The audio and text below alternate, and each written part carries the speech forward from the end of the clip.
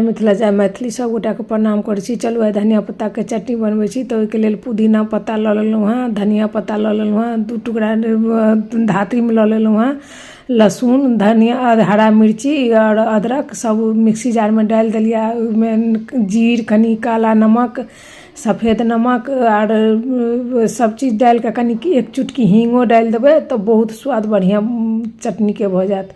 और खट्टा अपना हिसाब से हम नींबू के रस देलिए। अहाँ लग यदि नींबू नहीं हुआ तो खट्टा वाला दहियो सब दऽ सकै छियै या इमली दऽ सकै छियै। तो हम ओकरा मिक्सी जार में इम्हर राखि देलहुँ हँ। पीसब बाद में अथी राखि के इम्हर ताबे हम लहसुन छीले में हमरा बहुत असुविधा भेल है। तो हम सोचलिए किया नहीं लहसुन आसानी से छीले के तरीका अहूँ सब संगे शेयर कर ली।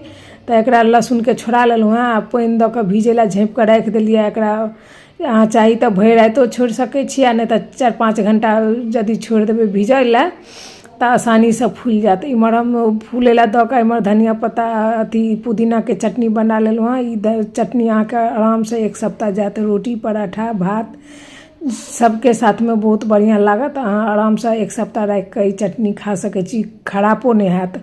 तो और चलू आब लहसुन के छीले के तरीका देखबै छी। धनिया पत्ता चटनी पिसा गेल तो लहसुन के एखन तक भीज गेल है तो आराम से छिलका उठि जेतै। तो देखियो हम सबटा के आराम से फटफट कऽ के छिलका उठि जाइ छै। उंगली लगबै देरी छिलका सब उठि जायत। तो सबटा छिलका हटा के और सब एक जगह हम लहसुन कऽ लै छी। अहाँके यदि 2-4 दाना लहसुन के काज हुआ तो ई काज कऽ सकै छी। हम तो बेसी छील के रखलहुँ हैं। तो ई लहसुन के छिलका हटबै के तरीका केहन लागल ई वीडियो तो अहाँ सब जरूर कमेंट कऽ के बताएब। वीडियो यदि हमर कनिको नीक लगा तो लाइक सब्सक्राइब जरूर से करब। थैंक